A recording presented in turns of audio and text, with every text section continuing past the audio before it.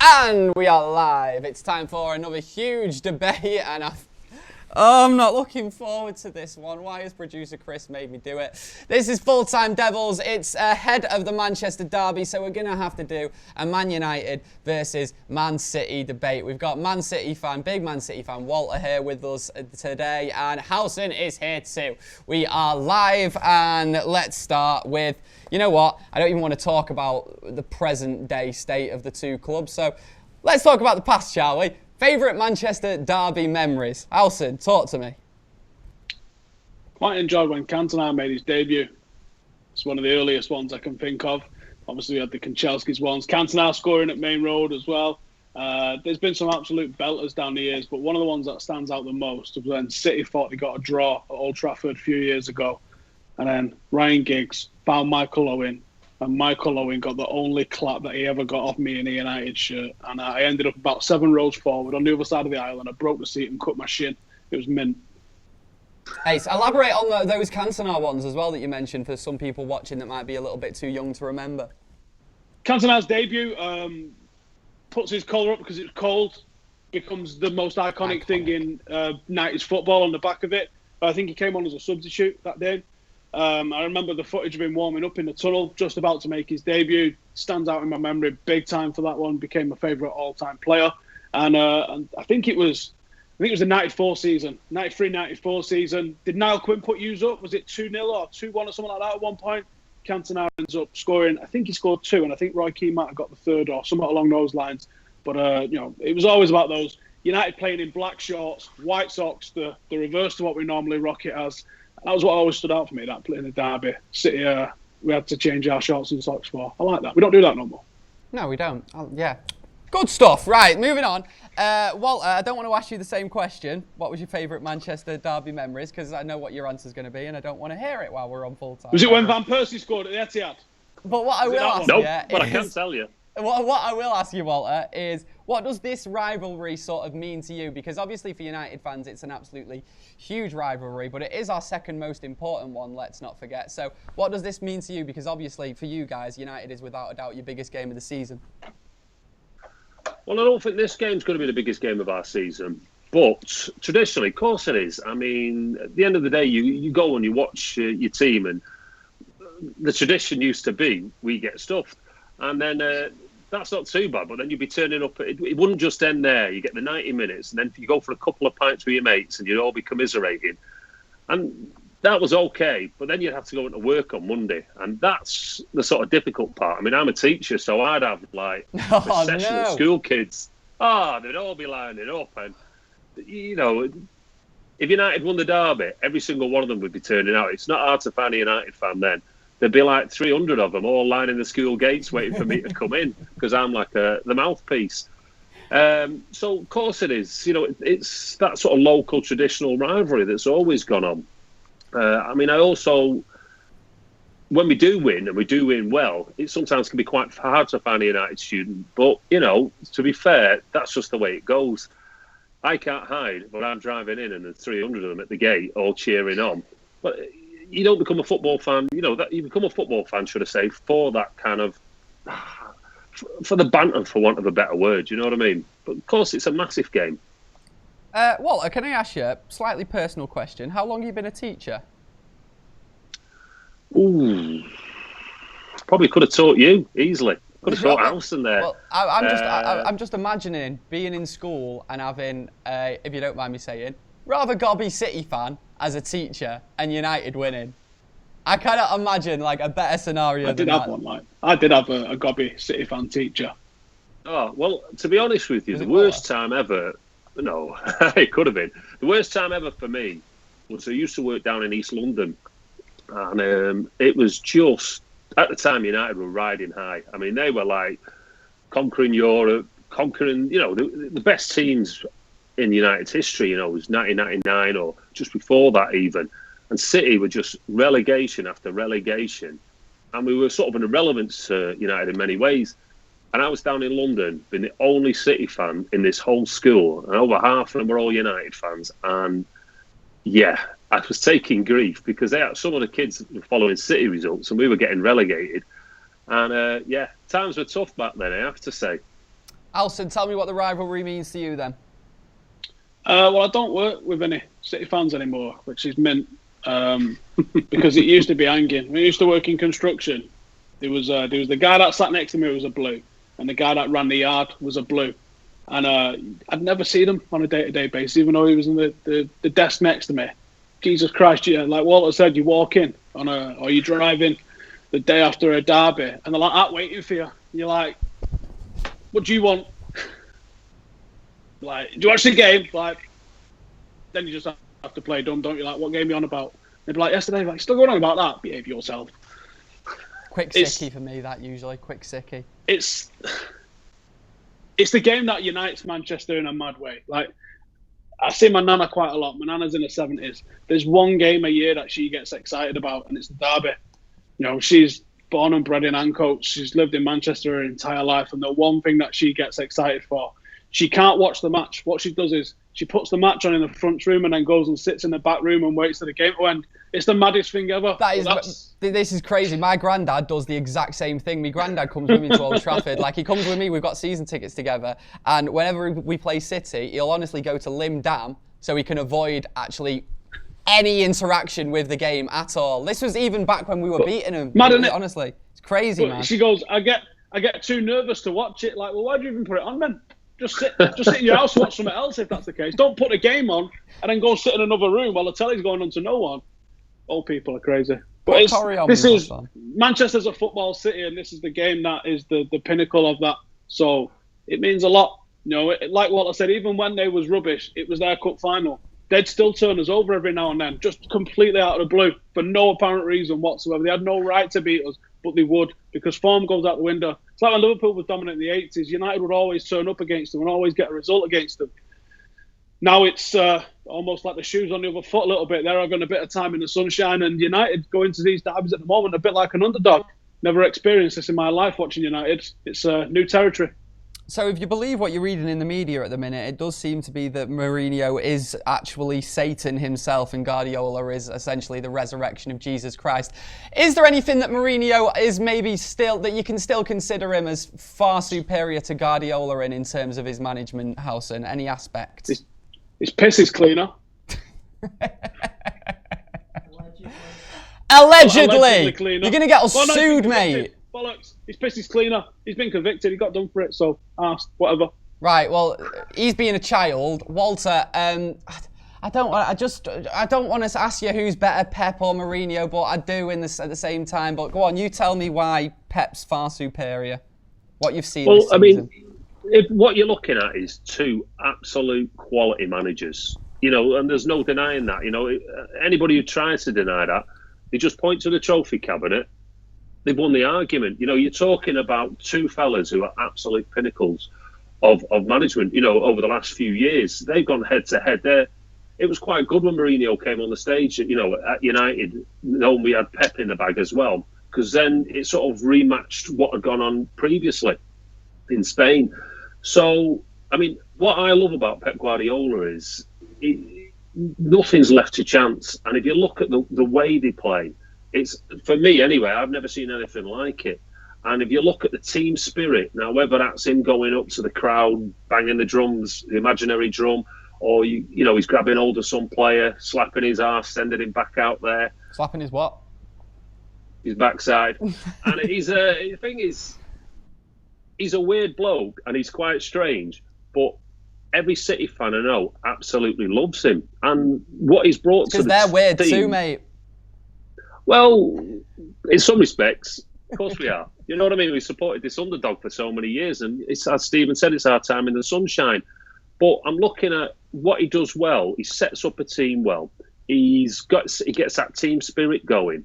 He's also a fabulous way of playing. And it's weird because you see the stages coming on, and we are actually getting better and better and better under his stewardship. So what's not to love about the bloke if he's managing your team?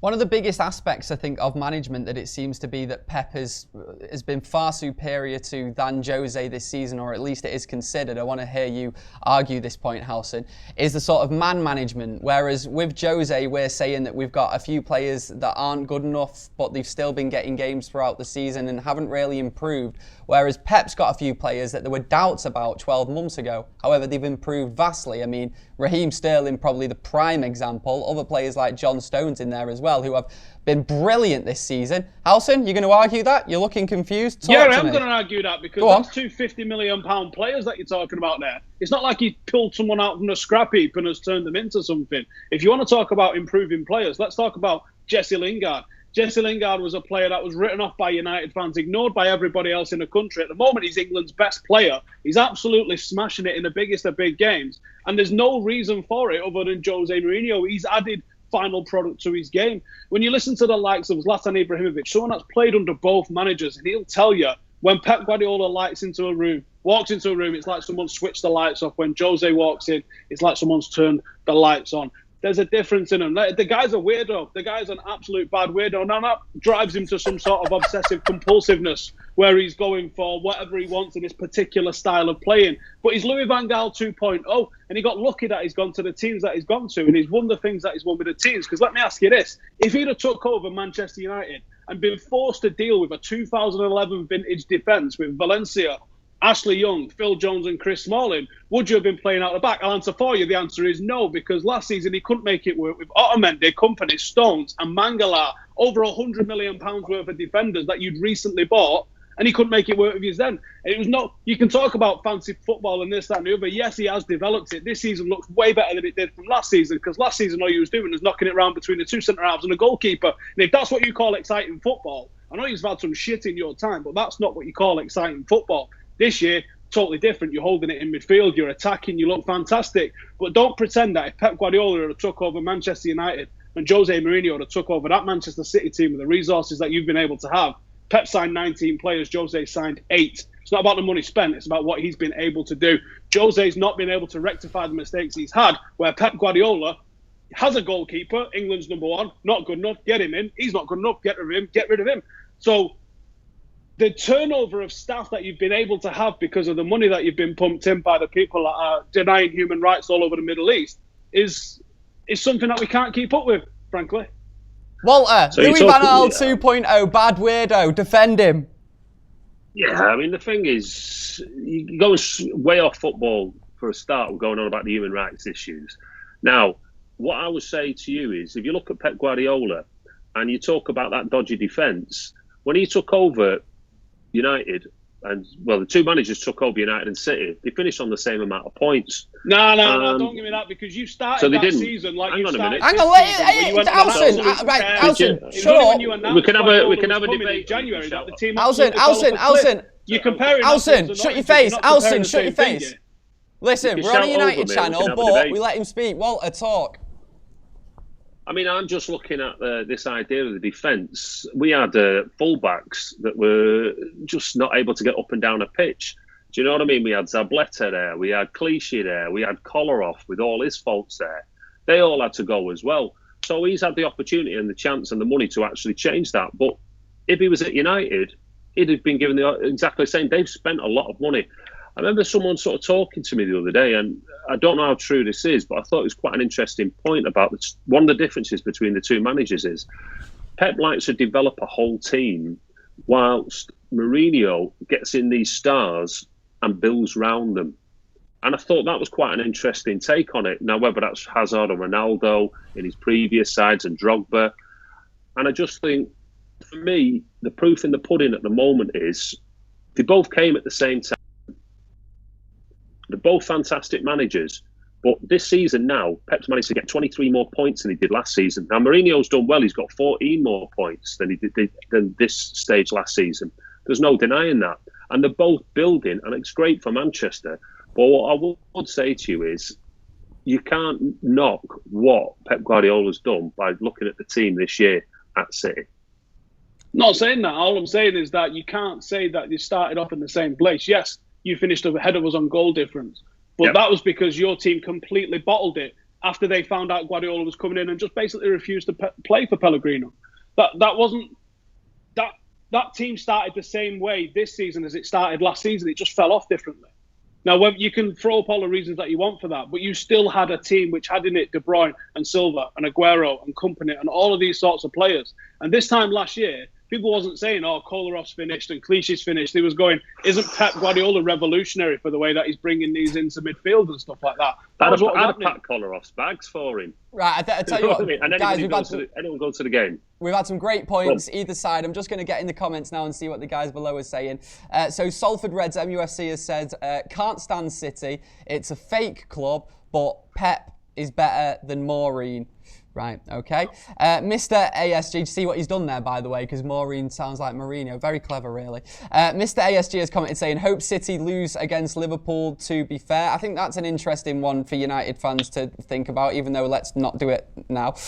Carmichael has also said, Jose won't last. Another one from Lewis Leonard says, when City open their cabinets, dust and cobwebs go to Old Trafford, shiny and gold. And says, Howson just roasted 6 generations of City fans. It's been a good debate so far. We've enjoyed it. If you're not watching this live, you're going to get a quick ad break now. But if you are, we're going to be back with you instantly. If not, we'll see you in a sec. Right, back in a sec. And we're back. Right, let's continue with the debate, shall we? And talking about Mourinho versus Guardiola as well. I mean, obviously, the proof's in the pudding this season, really, that Pep has had the better year. And I don't think anyone can deny that. However, talking about long-term success, who do you think will leave the biggest legacy building for years to come at their club? Walter, let's start with you, because we started with Howson before and he didn't shut up. What makes you think I'm going to shut up now, Gaz? Walter, speak. Chris, mute. As I was saying, the way I see things at City, Pep Guardiola's left a legacy there for the last 6 years. The club has literally been building up to the day that Guardiola was taking over. Now, whether that's the whole infrastructure with the academy, the way the academy teams have been taught to play from under 8s onwards, I mean, Pep Guardiola, I feel anyway, is going to leave something that's absolutely solid, that's going to be sort of left for years and years and years to come. The only thing, I mean, I'm absolutely dreading the day that, it was interesting what some of the comments said, but I'm dreading the day that Pep Guardiola leaves City, because for me, the guy's just a complete one-off. He's just a genius. And I can't see, if Mourinho left United, I think they'd be able to get a manager of a similar ilk in. I mean, don't get me wrong, the guy's absolute quality, but I don't know who's out there that could actually follow on from Pep in the same, unless you're going to get an assistant in and start training them up with him. But if you look at the youth teams, they all play that same way, that same philosophy that runs throughout the club. So we've been building before he came, so I think Pep's going to leave a bigger legacy. Talk to me then, Howson. Mourinho versus Pep, long-term legacy, long-term success. Well, I just nailed it there. Pep isn't building a legacy. The club's building a legacy because of Pep.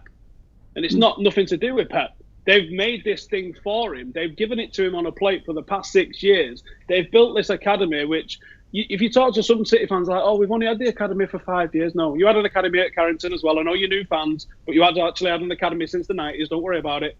Now, this thing that they're building for Pep Guardiola, he couldn't have had it any easier. Like he said, all the academy players play the same way. They're all geared up to play exactly what he wants. You've got some absolute, genuine world-class talent coming through there, but what does he do? One of his players gets injured. He wants to go and sign a £50 million player to replace someone that's going to be out for 2 weeks. Now, when we start talking about who's going to leave the longer-term legacy, is it a guy that's signing people to cover for someone that's out for 2 weeks? Or is it a guy that's giving the most academy minutes to anybody in the league, more than double what anybody else is giving in the league? Marcus Rashford, we had a debate when Jose Mourinho was appointed saying, is he going back to the under-23s? Does he need to go out alone?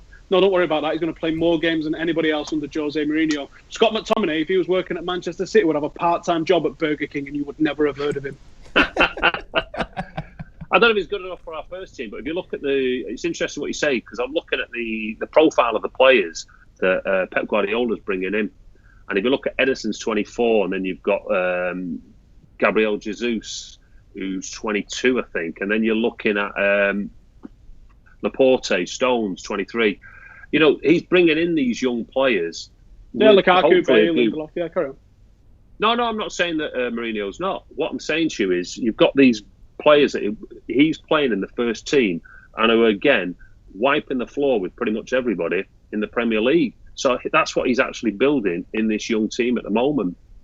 Right, alongside of the screen, you can sort of see that the topics that we're going to talk about, and I can tell that there are people watching this looking forward to this topic and thinking, are they mental? So this is when you can tell that I'm clutching at straws, when I've got to add this much context before I ask a question.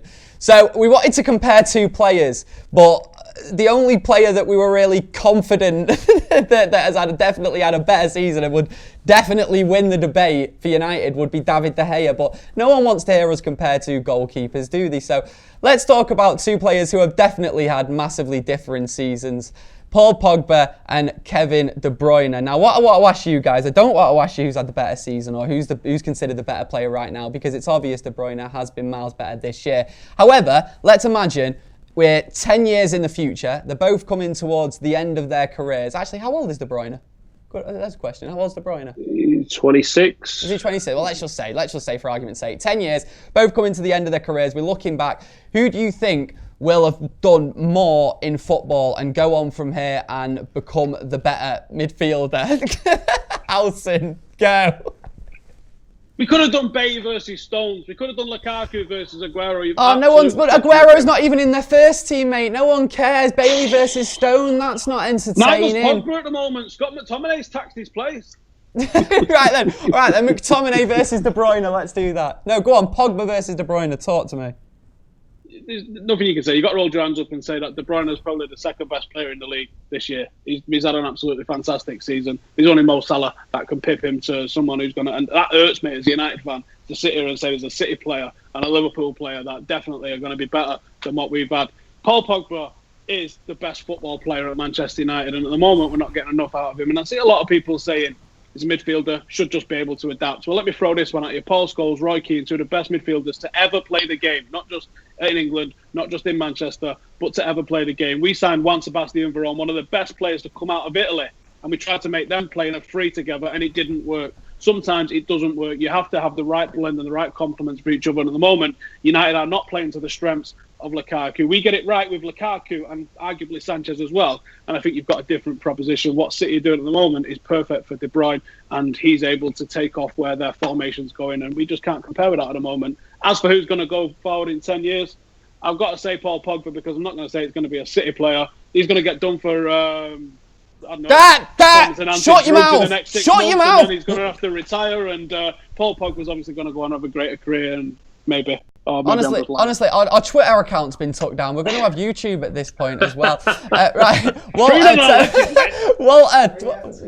free FTD, yeah, free FTD. Talk to me about De Bruyne this season. Just how good has he been? Because I hate saying it as a United fan. I hope the guys watching don't hate me saying this too much now. But whenever I've watched City this year, that's why you're saying it. Whenever I've watched City this year, I'm sorry, but yeah, he's looked absolute dynamite. So Walter, talk to me about him.